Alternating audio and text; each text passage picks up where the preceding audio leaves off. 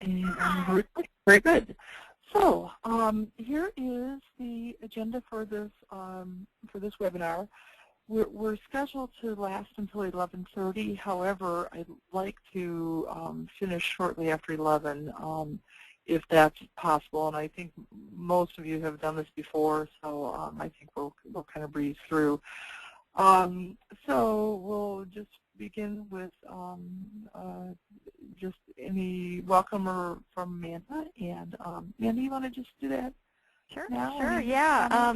Yeah. Yes, absolutely. Thank you so much for those of you who are joining this morning, and thank you again for agreeing to to review these portfolios for another year. We really appreciate your help, and you guys always do a great job, and I think by now you're kind of experts, and you just kind of, like Sue said, you kind of will breeze through this, and it's probably just second nature to you now, but we really appreciate you doing this again. This year, it looks like we had 18 schools submit portfolios, so we'll be reviewing 18 portfolios, obviously times 2, because each of those portfolios will be reviewed twice. There are 12 out of the 18, 12 of those submitted are first-time schools, and then 6 are renewals. So shouldn't be too bad this year for the review.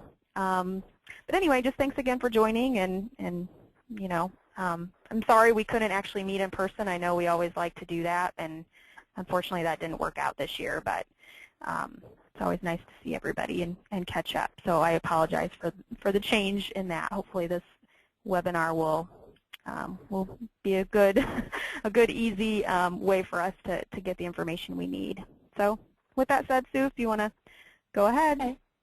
So the rest of the agenda, just some updates. I wanted to point out some things that we've been working on that you might find interesting, and then a little bit about updates on the online system.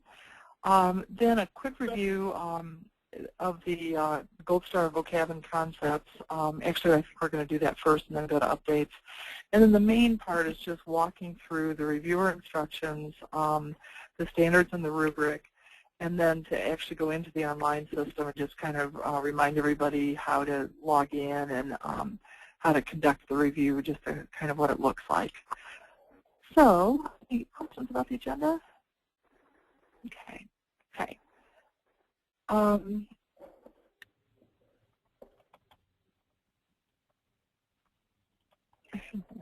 My computer is locked up. I cannot believe it. Oh my gosh. I have never had this happen before. Let me see what is working.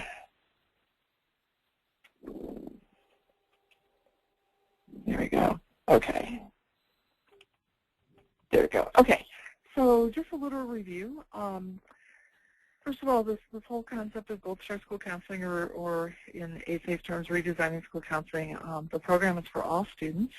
The purpose of school counseling is to prepare all students for education at the next level, educational success at the next level, to become responsible citizens, and for employment in the global economy.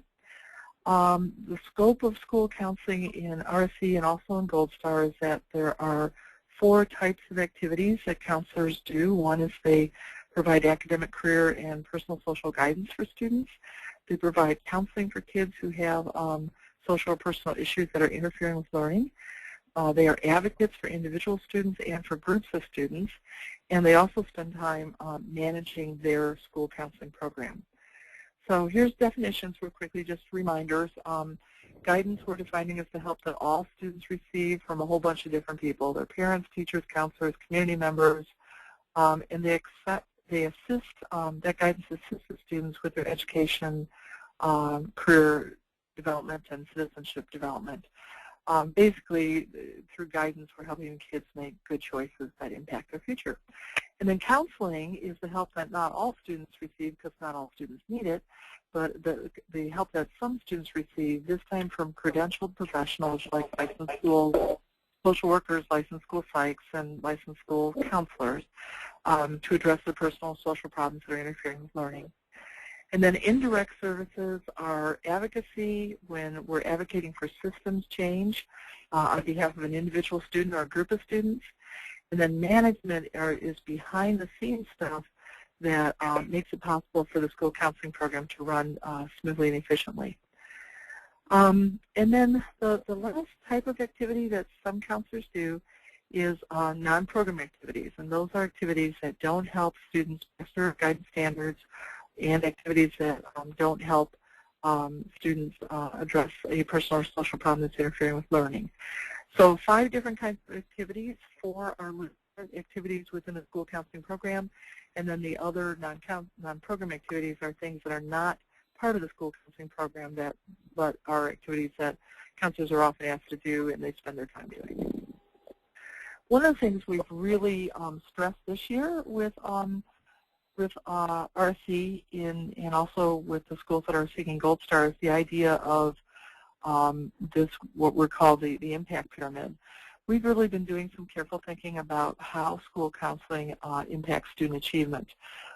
We know, as counselors, we intuitively know that happens, and hopefully the publics that work with us, the people that work with us in our school understand that. But sometimes that's not really clear, and we've really been thinking about how do we tell people, explain to people why counselors are so important and what impact we have on student achievement. So we've come up with this impact pyramid. We've really stressed it this year with the schools going through Gold Star.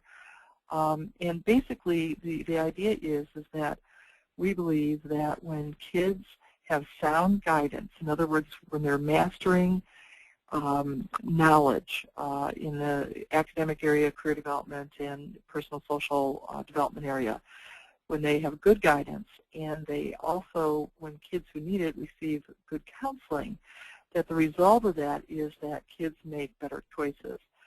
They choose to not get in fights when they're having difficulty with a peer or to not mouth off an administrator. They also choose to do career exploration, and they choose to take the steps that would make them successful at school, turning in their homework, taking rigorous courses, applying for financial aid. They make sound choices. And then as a result of those good choices that kids make, because they've gotten good guidance and counseling, achievement goes up. So just as a reminder, as these schools have been developing the portfolios that you'll be looking at, they took this pyramid and they worked it backwards. They started out saying, what's the achievement that we want our program to drive? And they came up with achievement goals. And then they said, in order to reach those achievement goals, what are the student choices? What are the choices that kids need to make? And then finally, what needs to be in the guidance and counseling program to help kids make those choices that will impact achievement. So the whole design of the school counseling program was designed around helping kids make sound student choices that would result in higher achievement. And then here's just an example. For example, if a school counselor wanted their program to impact the percentage of students who passed Algebra 2, they then might say, okay, one of the choices that kids have to make before they're going to pass Algebra 2 is to enroll in Algebra 2. So then in the guidance area, they're saying, okay, what knowledge do kids need in order to want to enroll in Algebra 2? So the guidance indicators might be that they would help kids describe the impact of a college diploma on one's standard of living, and then to demonstrate knowledge of college admissions requirements, which of course include Algebra 2. The idea is that when kids have that knowledge, they'd be more likely to enroll and engage in Algebra 2. And then in counseling, for kids that might enroll, but then have kids who might be interested in Algebra 2 but not enroll because they have personal or social issues that are interfering with learning, the focus on the counseling side might be to help those students reach a personal goal that they've established in individual counseling or group counseling. So this whole idea of this design pyramid has really kind of driven our work in the past couple of years, but especially the last year, and we've really incorporated it into the helping the counselors design programs that would impact achievement in their schools. So then accountability, as you know, is a big part of school counseling now. It's always a big part of school counseling and redesigning school counseling. The idea is that counselors should be accountable in all areas. That they're accountable for helping students gain knowledge in the guidance area. They're accountable for helping kids overcome personal or social concerns in the counseling area. They're accountable for helping students make better choices because they've been putting on this wonderful school counseling program. And then they're also accountable, along with everybody else in the school and the community, for helping students achieve at a higher level. So we've provided for the schools, and just a reminder of the kind of data that we're looking at in achievement goals. We might be looking at things like the percentage of students reading at grade level, or passing the state math test, or earning 2 credits in Algebra 1. In the student choice area, we might be looking at data that helps us determine the percentage of students that are making a specific choice, or the percentage of kids turning in all their homework, or creating a 4-year high school course plan, or enrolling in an AP course. And then in the counseling area, we're looking at the percentage of students who attain a personal goal that they've established in individual or group counseling. So examples might be for a student who's being bullied and is in counseling because they're working to address that. It might be that the kids have demonstrating the use of anti-bullying techniques, or students who demonstrated their ability to manage anger in the classroom. So those are kind of examples of counseling data and counseling goals that we might be looking at. And then guidance, this is typically refers back to the Indiana Student Standards for Guidance. So we're looking at, in the academic area, things like the percentage of students who demonstrate test-taking strategies. In the career interest area, percentage of students who can describe a global economy, percentage of students who can demonstrate conflict management skills. So those are examples of guidance goals. And then just very quickly, here's the process that the schools work through to come up with these portfolios that you're reviewing. Started a year ago by putting together an advisory council. They developed their dream picture of what the ideal school, and number 2, what the ideal school would look like and what the ideal school counseling program would look like. Then in steps 3 and 4, they looked at student data and developed priorities. They had priorities in each of those 4 areas, academic priorities, student choice priorities, guidance priorities, and counseling priorities. And at that point, their advisory council realized that there was way too much to do, that there were so many priorities and the counselors couldn't possibly address everything. So at the next meetings on step 5, the counselors and the advisory council talked about how can we expand our resources, especially the resource of time. And then in 6, they put some goals together about expanding those resources. Then by the time we got down to step 7, which is setting student goals, the students or the advisory council would already have a plan in place to expand resources. And in step 7, we made it very clear that we couldn't set goals that we weren't going to reach. So we couldn't promise the sun and the moon and the stars to people if all we could reach was just the sun. So we wanted to make sure that the goals were in line with the amount of energy, the amount of funding, the amount of time that was available.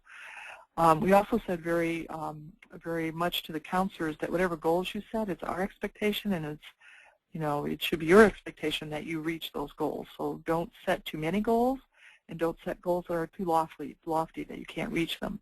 These have to be realistic goals that you will reach. So then after the goals were set, they went to step 8 and developed activities, which you'll see in their portfolios that will help them reach those goals. And then the last step is to prepare for those activities. So they put together lesson plans and a program calendar, individual counselor calendars, and then an annual budget. So that's how the portfolios were developed that you're looking at. So with that in mind, let's go. We wanted to do that review. I'm going to go quickly. I wanted to show you some other resources that are available.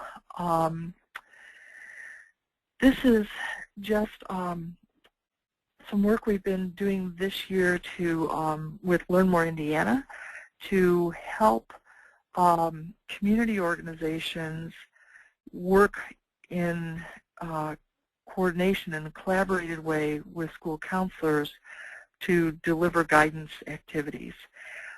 This initiative is called the Indiana College Success Coalition. It's currently available in 37 counties. And another 20 counties will come on board next year. The applications will go out beginning of September to county leaders and to counseling directors in the counties where the coalition doesn't exist yet. But you can see statewide there are, in this coalition, there are 952 organizations involved. Those are schools as well as mayor's offices and Boy Scout troops and paint stores and just everybody or any organization that is interested in providing academic and career guidance for kids. You can see that these 952 organizations have documented 1,211 activities that they are implementing across the state. A lot of these activities are implemented by schools, and this is a great way for school counselors to help everybody in the community understand what they do and to coordinate with other community organizations so that everybody's giving the same message and that activities aren't duplicating each other but supporting and coordinating with each other. Over here on the right are the counties. I'm just going to quickly click on, let's click on my county, Monroe County. And so in this, if you go in and look, or anyone who's interested can look, I can pull up the leadership for the county, the member organizations. If I click on that one just real quickly, I can see, and there are schools, of course, in this one. Here's Bachelor, Bloomington South, Bloomington North. And I can click on any of these member organizations and go straight to that organization's website if I want to contact them. So coalition calendar, contact the coalition. Student data, the county groups are looking at the exact same student data that the schools that are going through Gold Star are looking at. And the idea is that we're all looking at the same data, we're all going to see the same concerns, and then work in a collaborative way to address those concerns. And then these community organizations also are using a process that's very similar to the Gold Star process, where they also have established for the county a vision and goals and concerns and an annual plan and activities. It's very similar to Gold Star, except that it's community organizations that are doing things like, sponsoring a college fair or telling employees in the paint store about the FAFSA and when the deadline for the FAFSA is. I mean, it's just really cool, all the different outreach that these organizations are doing to help kids develop in their careers and their academics. So that's the College Success Coalition. Also, this is up online, but it's not actually going to be launched until September. We're coordinating for Lord Moore a statewide speakers bureau. The presentation topics are going to be planning for college, preparing for college, paying for college, and then there will also be PowerPoint presentations for each grade level that combines planning, preparing, and paying for post-secondary. And then Learn More has some other presentations that they've put up on their different campaigns and 21st Century Scholars. And so anybody can be a presenter. I'd really encourage you guys to think about being a presenter in your county or statewide, however much you want to do. But to be a speaker, you just click on speaker application. That will take you through a bunch of questions where you say which presentations you want to present and who do you want to present it to and what days of the week are you available and what times are you available. And then once you've applied and then people that want to request a speaker go in and they request a presentation, and then Learn More will do the match between the speaker and the presenter and send emails to everybody introducing the speaker to the host. And it's just, I think, is really going to be cool. So we have commitments already in each of the coalition counties that at least one person is going to volunteer to be a speaker. And I hope that ISTA and DOE and our organization will certainly get involved in recruiting speakers, because I just think this is a great way that we can set up a system that, a Boy Scout troop could request a speaker on paying for college if they have Eagle Scouts that are getting ready for that, that next level. So, okay, so that's the Speakers Bureau. Just wanted to real quickly, the Learn More survey. We surveyed a significantly greater percentage of students this year than we did last year. This is the first year that we offered just the online survey. And I was really pleased with how much everybody promoted this and the increase in the percentage of students across the state that surveyed. We surveyed something like 40,000 kids. So I'd like that to be at 80,000, so we've got a ways to go, but for first year to go totally online, I was very happy with 40. One of the things I think it's really important to let folks know is why this survey is so important. And one is because counselors can get a ton of different reports out of this. And the one that I think is being the most overlooked, I just wanted to highlight real quickly, and that is the Student List Generator. The counselors can go in, click here, they explain why they're coming up with this list of students. We do this for PURPA regulations, so I want to send an email to kids who should be considering an AP class but aren't. And I'm going to do an email list. I'm not doing mailing labels. I'm not sending mailing labels to parents. So then I would just tell the computer, give me a list of kids who get all A's and B's, and who, on question said, have you taken, on question 10, have you taken or do you plan to take an AP course in high school, has said no, I'm not sure. So I'm going to get a list of kids who get grades. You might be very successful in an AP class but aren't considering it. And then I just go down the bottom and I tell the computer, give me an email list, and click show report, and that'll give me just a list of all the kids' emails who answered those two questions that way with commas in between them, and then I can just copy that and put it into a to box in an email, and write them an email that says, have you considered AP? You should be. So anyway, so there's that. And then finally, the last thing I want to show you, this is directly related to our work with Gold Star for DOE and Redesigning School Counseling. Two announcements here, I guess 3 announcements. One is, the good news is we haven't made any changes this year. So the online system is exactly the same as what you saw last year. The rubric is exactly the same as what you saw last year, so no changes there. We have launched this nationally, and I checked last night, we now have schools in 20 states that are using the RC online system, which is kind of exciting. We haven't promoted this a lot. We just take out one ad a month in the Ask a Counselor. We are going to start promoting though big time next year, so we're hoping to increase this a lot. And the other thing that's happened that I wanted to make you aware of is that 6 of the universities in Indiana are now requiring their students to develop a Gold Star portfolio or an RSC portfolio for a fictitious school as part of their organization and administration course. So when you go in to subscribe now, the first thing that a graduate student would say is, this is a fictitious school, and then it says, will you be using the online system as a requirement of a graduate course? And then they put in the name of their prof and the course number, and then that allows the profs to get reports, and for them to, where you're looking at grading a portfolio or reviewing a portfolio for the Gold Star designation, the professors to review the portfolio for a letter grade in a graduate course. So that's been pretty cool. And the other thing is that means is that there are hundreds of pre-service school counselors that are coming out of the universities totally understanding Gold Star and Redesigning School Counseling and have experience in using the online system to put it all together.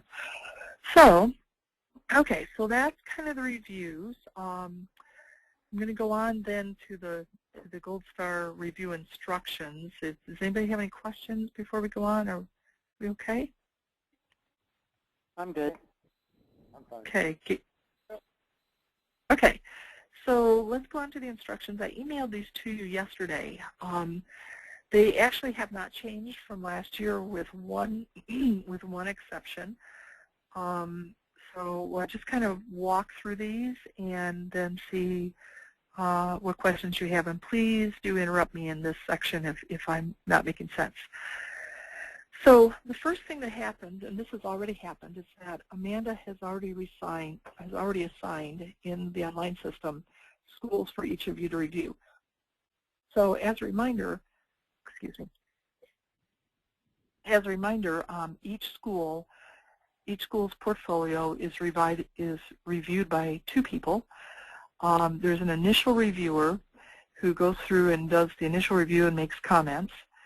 And then the verification reviewer is just kind of checking on the initial reviewer just to see do they agree with them. In the past, and this is the one change, in the past, if you didn't agree with the initial reviewer and you were doing the verification review and you didn't agree with the initial viewer, you were all in one room, and all you had to do is, turn to the person next to you who did the initial review and say, I'm not really sure how you're seeing this. Let's talk about it. But you're not in the same room this year, so what that is going to entail is that you're going to need to call each other on the phone, and if there's any discrepancies and if you disagree with the initial reviewer. As always, there's the tiebreaker review, which is always Amanda. So if the initial reviewer and the verification reviewer can't agree on whether or not something has met criteria, then you'll need to call Amanda, and the three of you will get your heads together. But Amanda has the final call on whether or not something meets criteria. So because you'll need to contact each other on the phone, I've given you here your phone numbers and email addresses, and some of these I think might be wrong. Just be Sheila. Which one of these email addresses works for you, or how do you want people to contact you? Well, honestly, either one. The top email is my school email, and the second is home, and I do check them both. Okay. And then as far as phone number, top one is my home phone number. Second one is my cell phone. Honestly, that 413 is probably better just because we don't have to worry about my kids grabbing the phone or something. So my cell may be the best. Okay, that sounds good. Lizette, how about you? Well, my Pike email is no longer valid, so you can take that out. Oh, yeah. Okay. And then Gmail is fine, and that's my cell phone, so that's perfect. Okay. Okay, Amanda, those work for you? Yep. Okay, Kelly's not here, Jan's not here. Gary? The only thing the emails are fine. The first number, 246, is a home number. I want you to add my cell number, which would be the best. Okay, do you want me to just take off the home then? You can leave it there, but underneath there, type in area code 502. Area code 502. 609 3904. And that's the best number to call or text. Okay.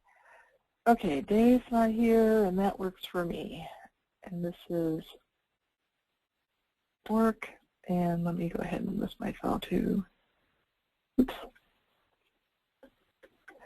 Okay, that sounds good. Now, if you need to do a three-way call with Amanda, I created a standing conference call that's up right now. So if for whatever reason any of you need to do a three-way call, there's a call-in number, there's the access code. This is part of GoToWebinar also, so you just won't have the visual part of it, but that's a standing conference call that can be used anytime. It's up right now. Okay. So any questions about calling each other? Is that okay? Okay. So here's the instructions. So for reviewers to log in, you're going to log in to the reviewer page and then review the portfolio. Here is the address for the reviewer page. Your username is, and Lisette, I think I'm going to have to set yours off. It just occurred to me that we didn't have one from you from last year, so let me make a to-do list for me, Lisette. Set up username. Okay. I had an account last year. You did? Yeah, I was on the team last year.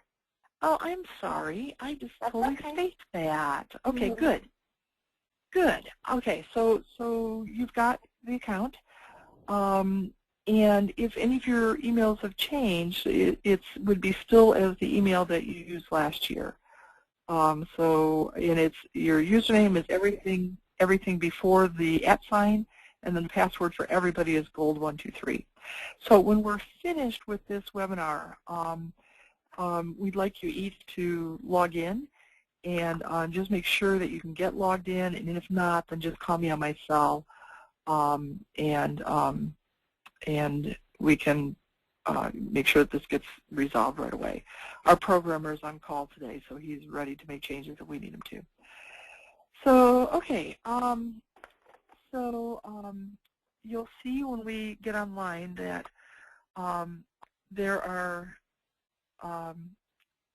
different sections. There's a section at the top that are schools that you are the initial reviewer on, and then there's a middle section that for any schools that you are the verification reviewer on. And you'll see that there will be a note to you that the review is that you're waiting for a review. In addition, there will be a red exclamation point in front of any school that is waiting for you to do something. So, and again, here's just instructions. I think this will make more sense after we get online and look at it, but you're going to click on the report icon to see the school's work. So you'll be able to see what the school submitted. And then in the rubric item, as you're reading the work, you'll check the rubric items that have been met. And then there's another column that says status and comments. And you'll use the drop-down box to say, okay, this submission met criteria, or it needs revision, or for some reason you're deciding it wasn't required for that school. I've not had any schools that have told me anything that would make me think that we'd want to excuse them from one of the submissions, but you may find that in the minutes, as you're reading minutes, that they've said we didn't do this activity because, and theoretically they could give you a very good reason. I would suggest that before you use not required that you have a discussion with Amanda and just make sure that it's okay to excuse a school from one of the submissions. So then if you want to enter comments, there's a button that you click on that will open up a text box, and you could put some positive comments in that says this is a wonderful vision, how exciting that you're moving in this direction, or just whatever encouraging your words you'd want to use. Now, if this is really, really, really important, if you say needs revision, then you have to make comments. Because what will happen is if you say needs revision, the school's going to get an email that says that their portfolio was not approved and they need to make some changes. And then it will give them a link that will take them to a page where your comments have been, they're able to view your comments.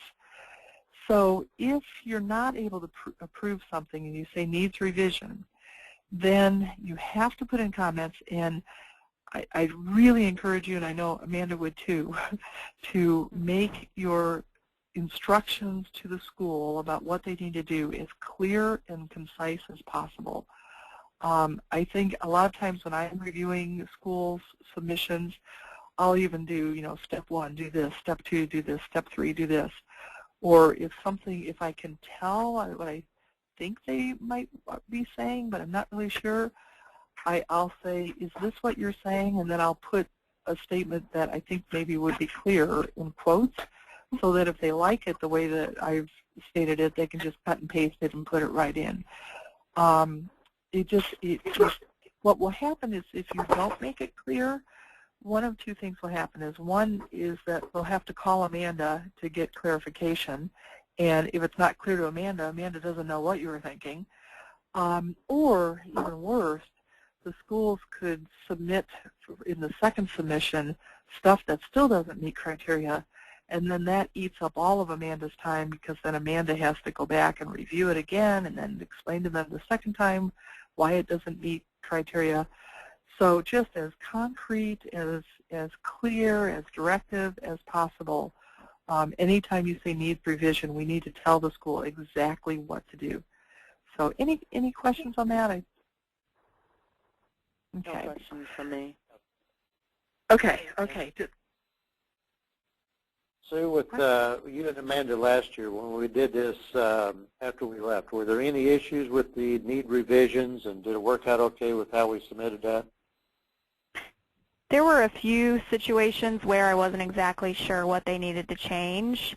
So yeah, like Sue said, just be as specific as you can about what exactly needs to be updated, and that will be really helpful. Like if they're missing, if they're supposed to have, I don't know, 3 lessons or whatever, make sure that they know that they need 2 more lessons if they only have 1, or whatever the case may be. Just, yeah, spell it out. Spell it out what they need to do. Okay. Also, will we know which schools are submitting information for ASCA, so we'll know whether to look for those or not? That's one of the things that Amanda and I talked about last year, and the schools were told, and the decision was made that for Indiana Gold Star schools have to be also compliant with RAMP. So all of the Gold Star schools have done the ASCA narrative questions. Okay. So there is no...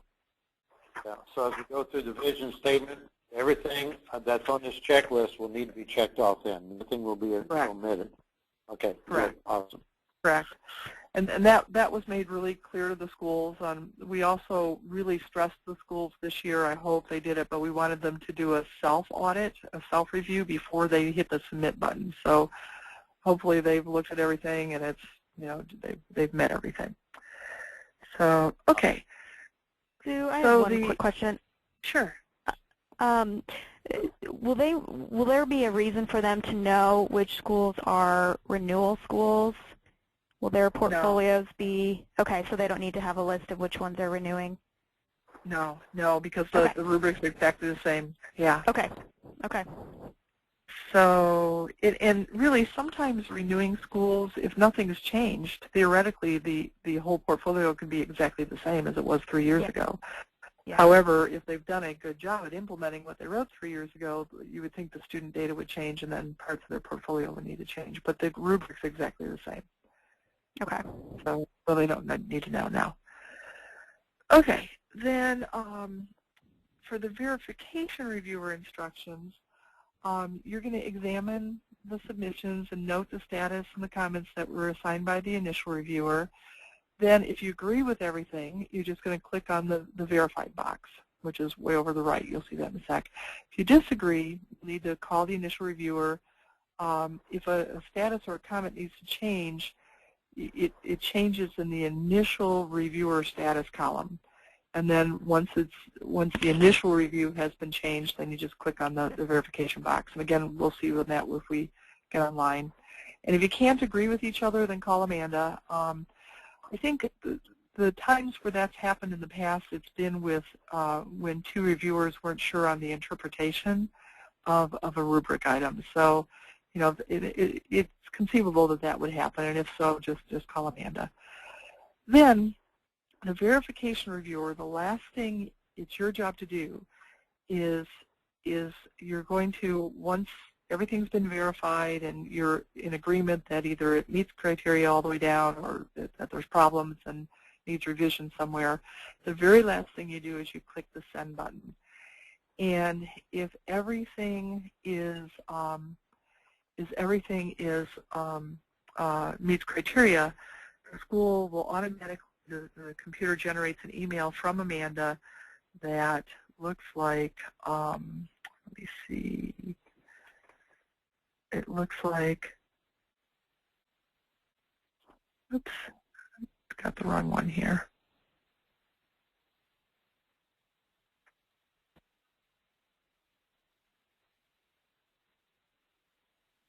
Yeah, if everything is fine, it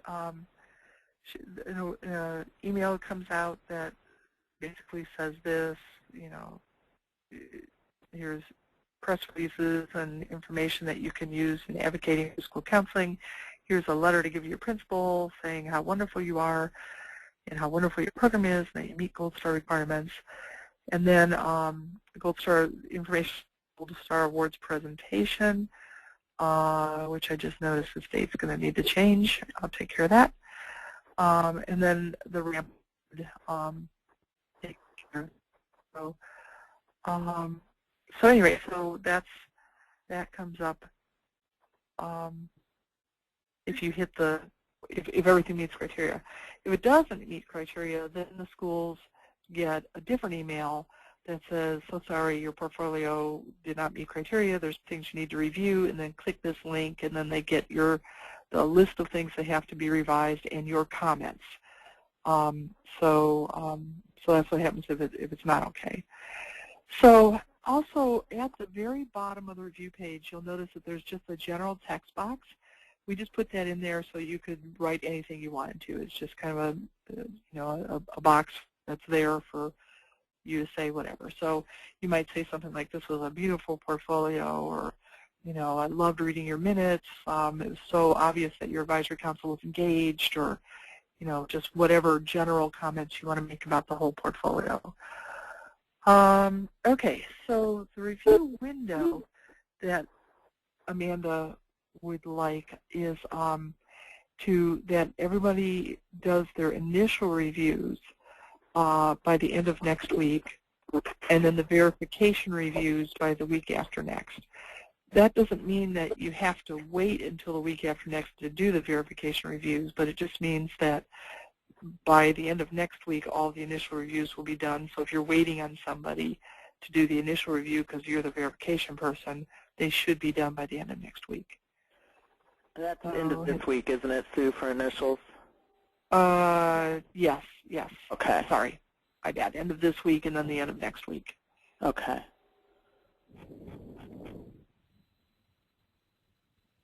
Okay, and then the last one, G, is just for Amanda. It's just a website we put up where she can monitor all of your reviews.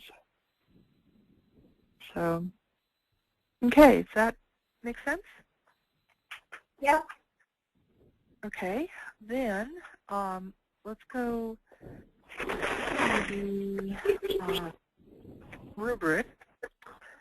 One of the things we updated, nothing changed, we just wanted to capture exactly the same. We just cut places where the wording was different between the paper rubric and what we had online.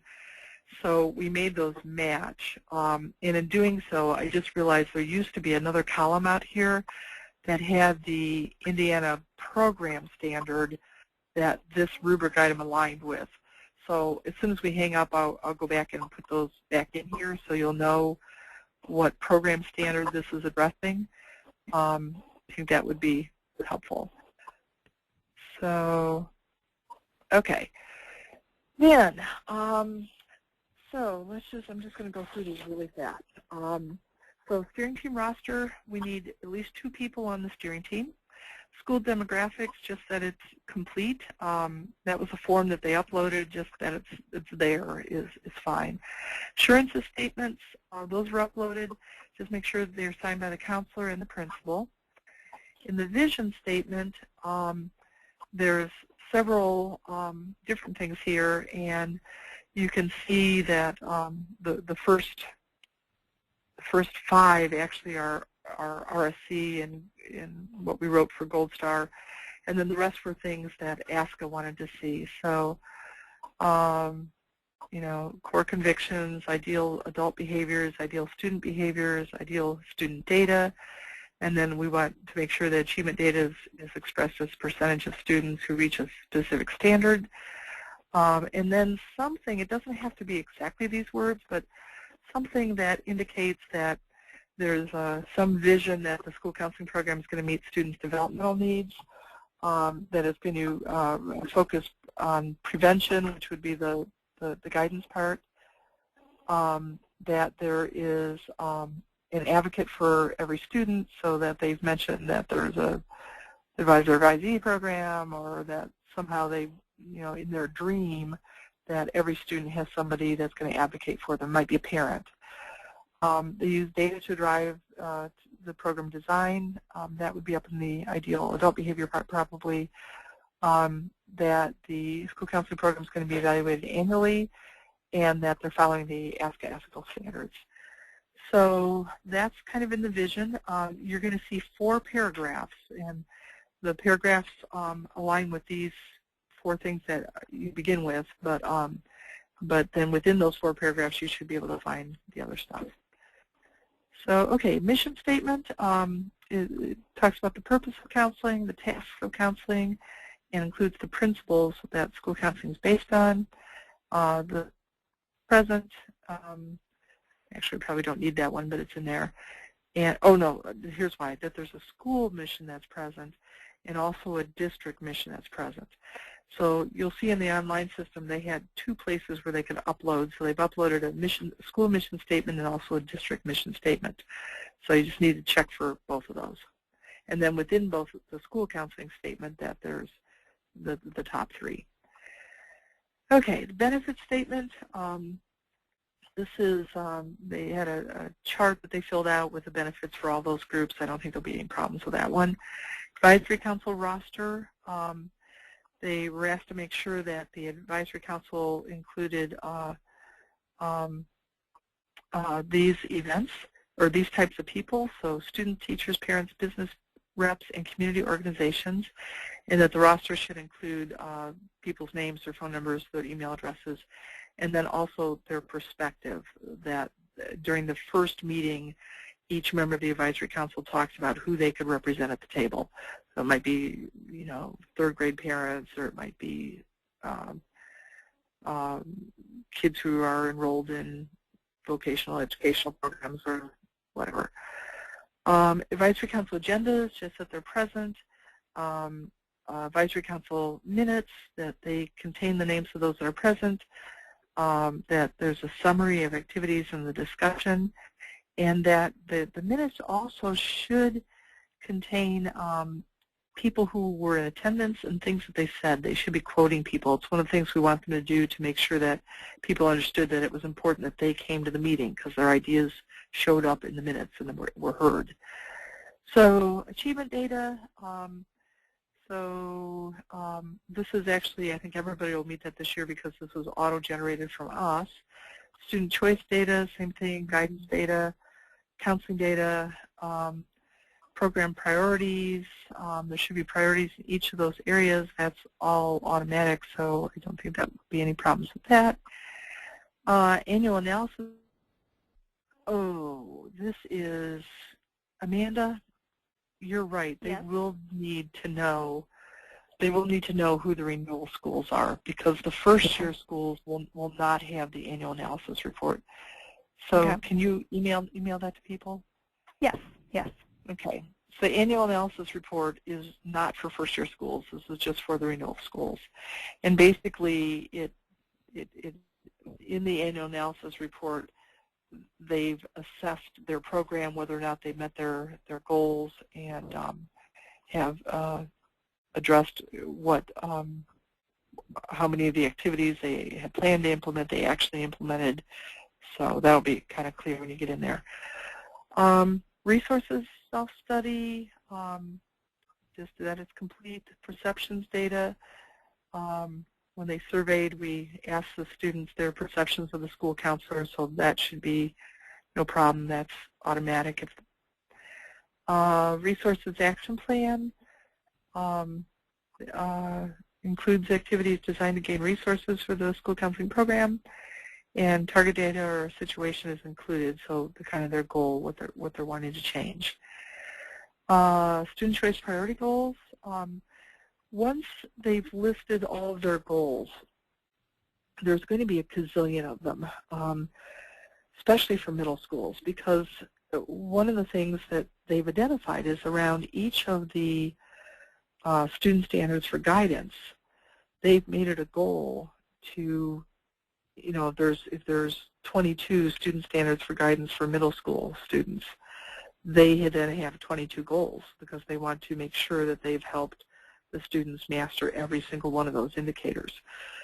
So, and then if they have counseling goals on top of that, I mean, they could just have in student choice goals, there's just a gazillion goals. So what we want them to do is to say, yes, you have all these goals, but what are the top 3 that you're really going to focus on this year? And we call those priority goals, and they should have identified 1 to 3 that, everything else are, maybe maintaining, but they're really going to hit that one area. So that's what that is. So they should have 1 priority goal listed, 1 to 3.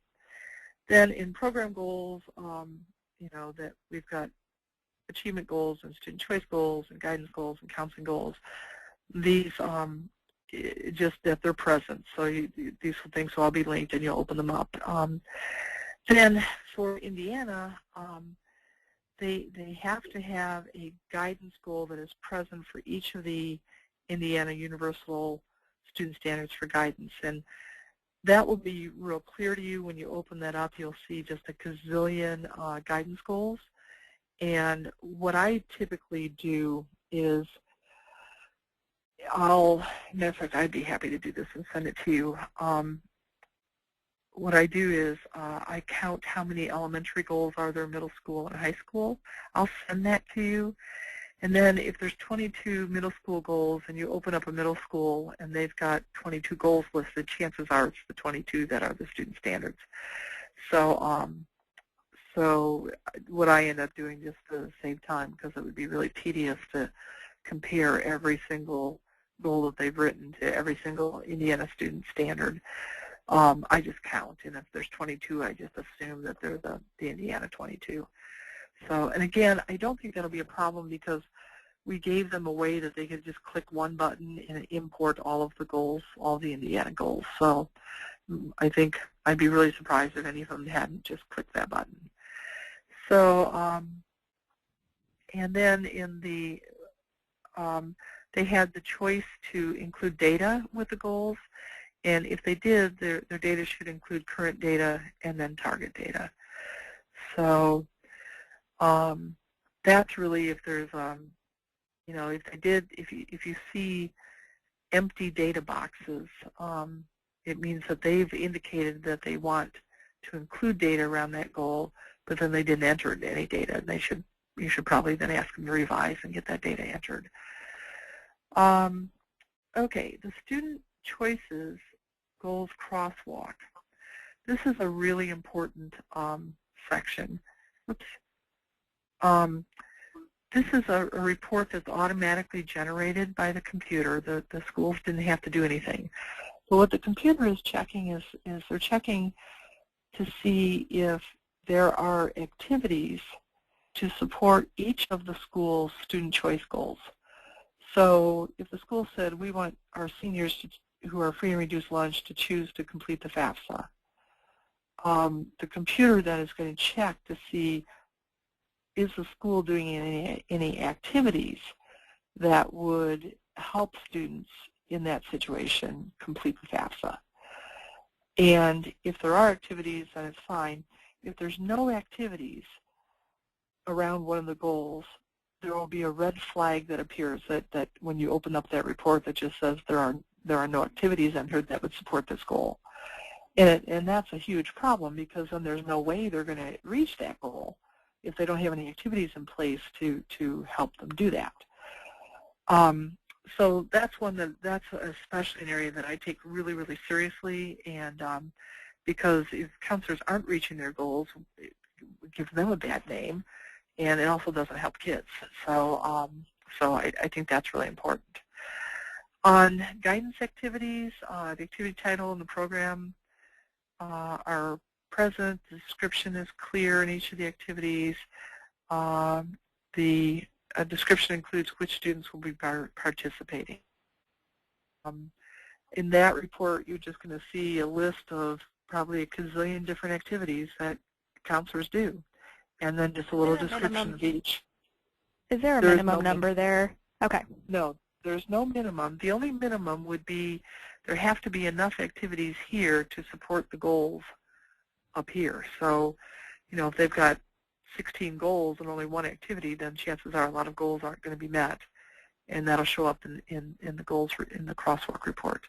But no activities, no number of activities. In the lesson plans, there are numbers, and we've divided this so that you can review each type of lesson plan independently. So this is academic lesson plans. They need to have 3 academic lesson plans, and then these are the parts that they had to enter. So my guess is these will all be there because there would have been a blank data entry box if they didn't put it in. So 3 academic lesson plans, 3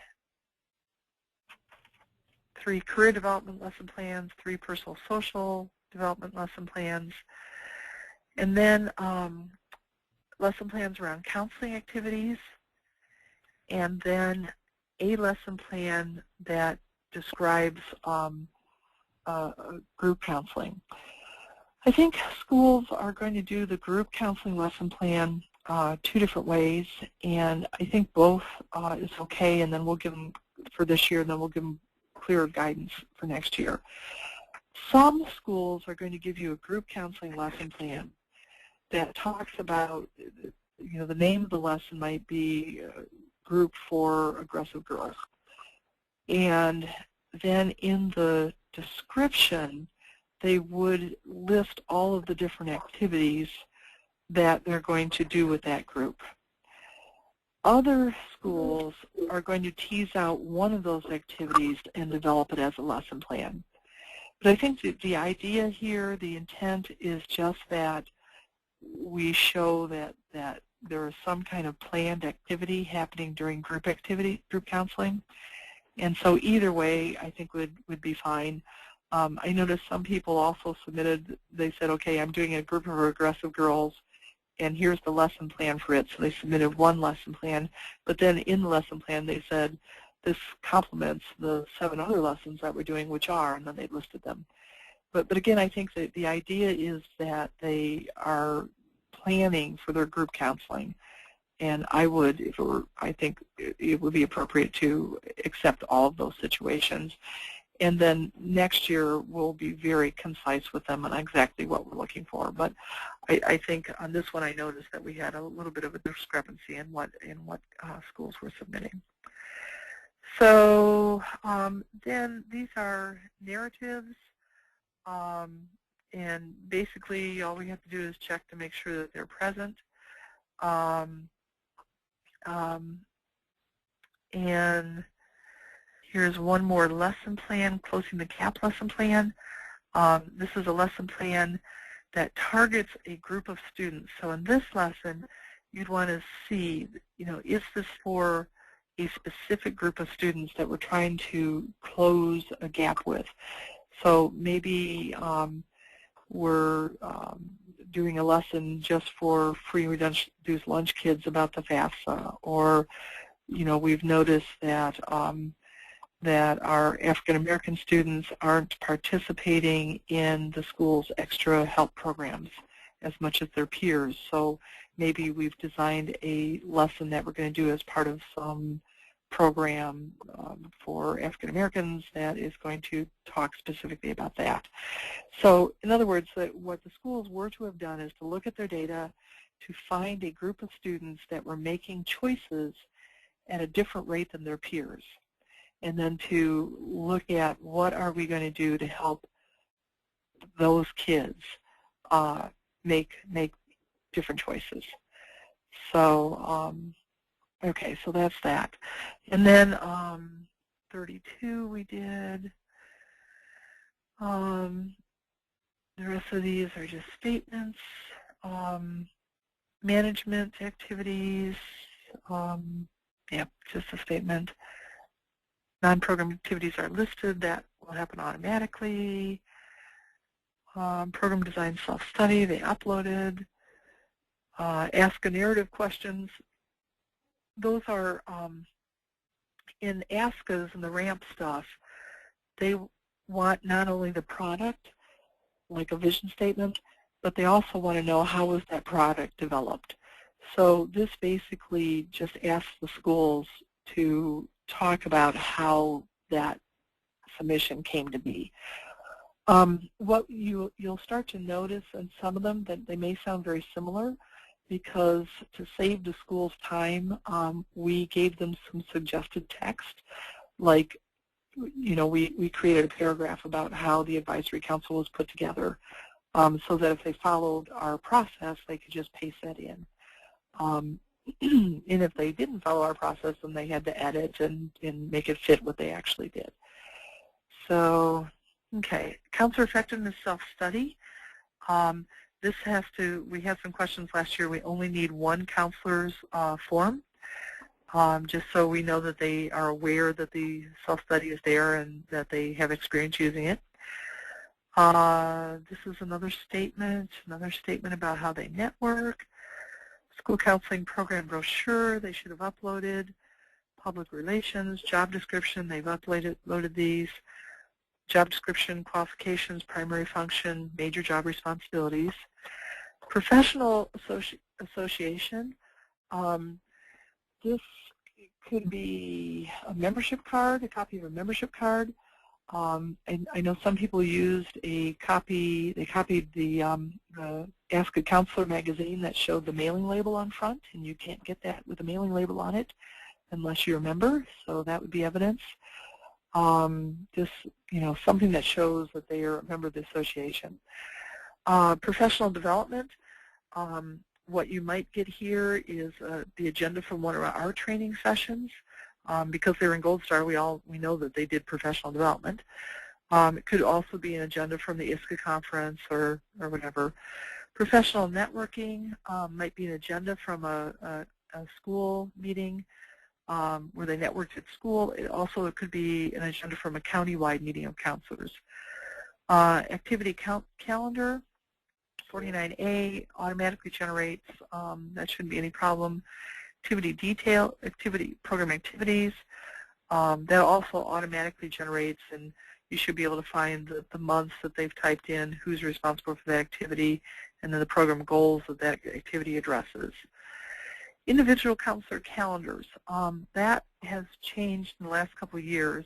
I think we're okay with it with these schools, but we need 2 calendars from each counselor, and there should be 1 first semester calendar and 1 second semester calendar from each counselor.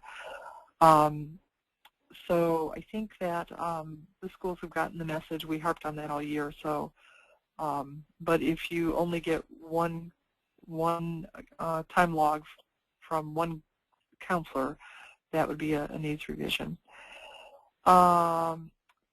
Individual counselor, yes. Let's go back to 45, 46, and 47 with the evidence. Okay. Do we need that from 1 counselor or from all the counselors? Just 1. Just 1? Just 1, yeah. For all 3 items? Yes. Okay. Yeah. And again, because it might be, and I can change this rubric item to make that a little bit more clear. I see why you asked the question. It's not real clear. But in some schools, only 1 counselor is allowed out of the building to do this kind of work, and then that counselor comes back and reports to the other counselors. And, you know, I'd hate for a school not to get Gold Star because not all counselors went out. I think that's a legitimate, you know, use of time. So, okay, then the last 2, individual counselor management agreement, those should be uploaded to you. You'll have 1 document that has all of them. That's a form that ASCA puts out. And then the annual budget should either be present, or one of the things, unfortunately, I've discovered in doing this is that a lot of school counselors have no budget. there's no money available whatsoever for them. So what we asked them to do is to propose a budget. So the idea was that we suggested to them, if you don't have a budget, think about if you went to the Kiwanis Club or you went to the Economic Development Council to ask for funding, what would you ask for funding for, and then create that budget. And then our hope is that they would actually then, after thinking this through and creating the proposed budget, that they would actually approach a potential funder and ask for money. But there's no requirement for them to do that. That's just the next step if they want to. Okay, so that's the rubric. Now, let's say that let's go back to vision statement. Let's say that they don't have these 4 paragraphs. They've turned in something that doesn't look like what they would do with RSC at all. If that happens, then your next step is to look at the program standard in the Indiana Program Standards for Guidance and to see if you think that they've met that program standard. So, and that's why you need that extra column here on the right, because I'll direct you to the number of the standard so you can actually look and say, okay, did they do this in some weak, watered-down way? Did they do this? If the answer is yes, then we've got to give them credit, because the whole idea of Gold Star is that they've met the program standards. So the indicators that we've given you are kind of like quality indicators, but they theoretically might have met the letter of the law and just done it in a very watered-down way. So if that's the case, we don't want to exclude them from Gold Star. We'll allow a watered-down meeting of Gold Star,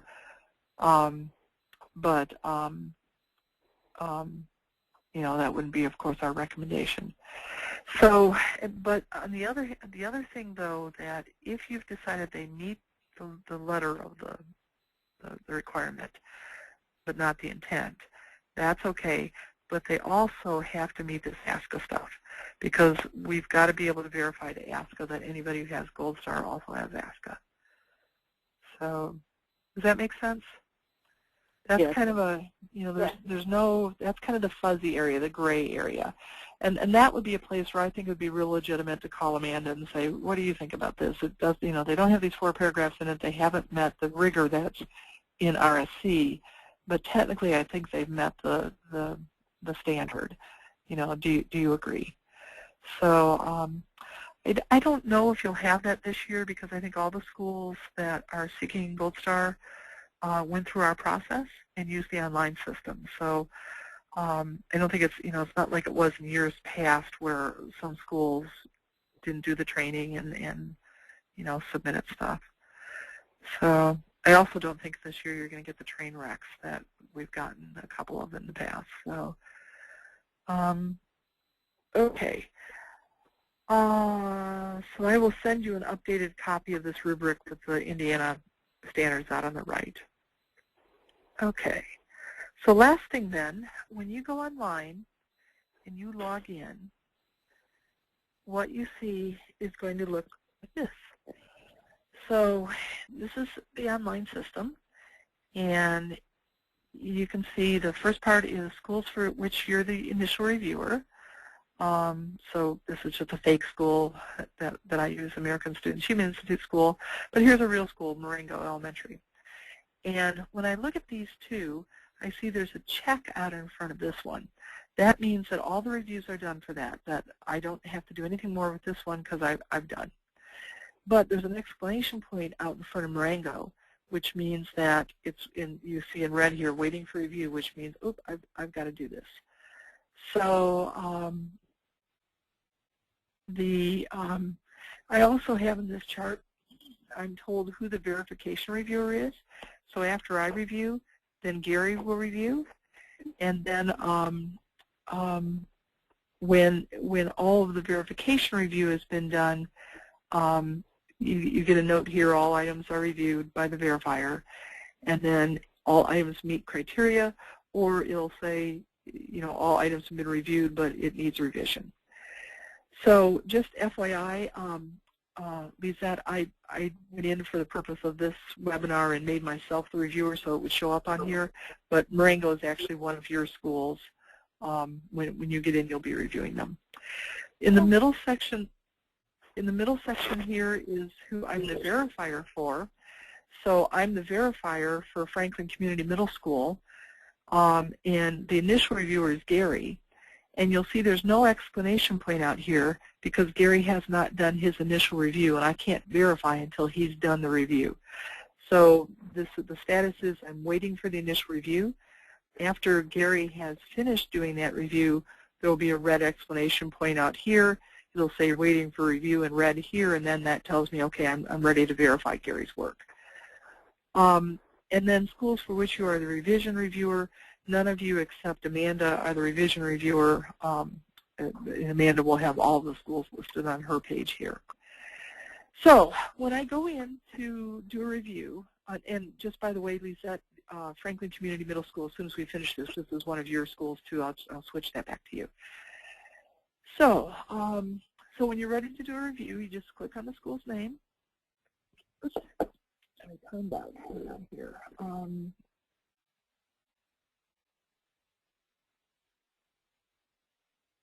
Okay, so when you're ready to review, you'll get a sheet that looks like this, and you'll see here's the tab, here's the document number, here is a link where I can actually see the school's work, and then the rubric item, and then the initial review. So I'm doing an initial review on this one. I'm going to stick in this column, and then when you're doing a verification review, this column will already be filled out, and you'll just click here to verify.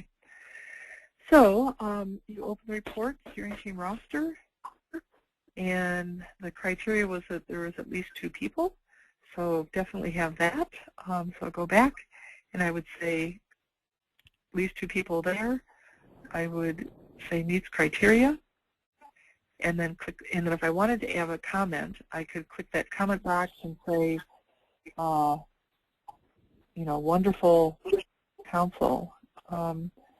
You have a lot of perspectives represented. And then hit the save button. Okay? I'm not going to hit the save button because Lisette's doing this one.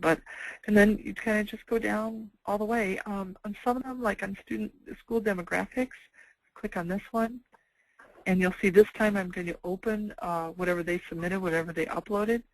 So I open that, and here's a form that they filled out. Actually, we've given them templates for all these things, so this is just our template that they filled out and submitted.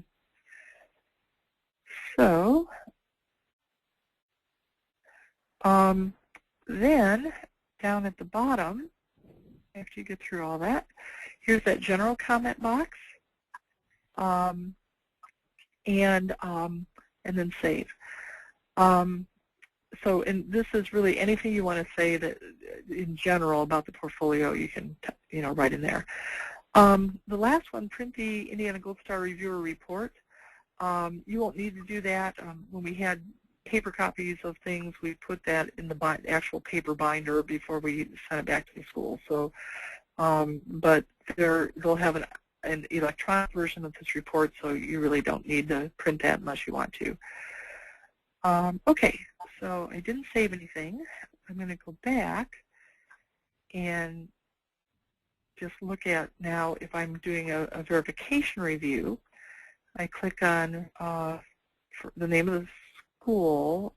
I don't know if I'll be able to get to this because it's waiting for review. Let me see if I can get in. Okay. Okay, well, I can get in. There's nothing to verify because the initial reviewer hasn't done anything yet. But what I wanted to show you is just, so I go in, I check the same thing. I see, okay, Franklin Community Middle School did have at least 2 people, so Gary got this one right. And I'm just going to say, yep, checked it, he's right, I verified it. Or, the school demographics, this was not complete, Gary didn't check it, and this says needs revision, and I checked that, yep, Gary's right, it needs revision. So then down at the bottom, the last thing you're going to do is hit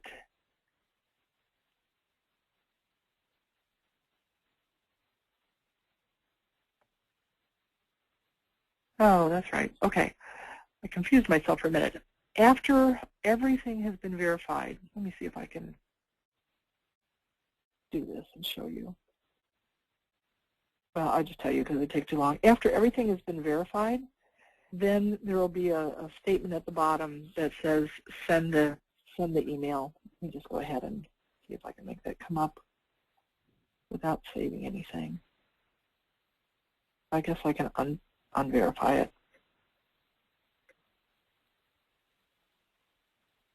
Nope, I'm not going to be able to do it because the other thing that has to happen is these things have to all be selected. So you just have to take my word for it. At the very end, after everything has a designation in the status box, and after everything has been verified, then you get a little button at the bottom that says, okay, we're ready to send an email. And you click that button, and the email will go out as though it's coming from Amanda. And then Amanda gets a copy of that email as well, so she knows that you're finished reviewing that. Okay, so that's it. So questions? I don't have any, Sue. Okay. Gary, you okay? Yeah, I'm fine. It's very good. Okay, so I will be around all day. I'm sorry, go ahead. These particular pages are just identical to last year, right? Yes. I don't see anything different. Okay. Right. No changes this year. However, there will be changes next year. ASCA is making a few basically language changes, and I suspect that next year we'll have to make some changes, but no changes this year. Okay. So I will be around all day. You can reach me on my cell or my work phone. Our electricity at work was out this morning, so I'm headed into the office as soon as we hang up. I will work on that, getting the program standards in that column to the right of the rubrics, and I'll get that out to you right away. Our programmer is also on call, so if you have any trouble logging in, if anything looks screwy to you, just let me know, and we can go from there. How soon will the how soon will the webinar be available so that we can send that to the people who missed it? It takes about an hour for it to archive. Okay. And then I'll post it somewhere. I'll send you a link to. Okay. I'll probably post it on the RSC page. Okay, great. Okay. And Amanda, if they have questions for you, are you around today? Yes, I will be around today for the most part. So yeah, I'm actually in most of the week, so you'll be able to reach me. Okay. Okay, that sounds good. Okay, that sounds good. Well, thank you, everybody, and feel free to give us a call. And I second Amanda's comments. Just thank you so much for volunteering to do this. I know it takes a chunk of your time, but it means so much to these schools. And and you think we almost have 1 out of 8 schools now in Indiana that have gone through this process, and we're still leading the country on the we are greatly leading the country on the number of schools that have RAMP. Really, the service that you're providing to your profession is just, I think, very worthwhile, and I think it's making a difference. So thank you so much. So, okay, thanks, everybody. Thank you. Thank you, everybody. Bye. Bye-bye. Thank you. Bye-bye.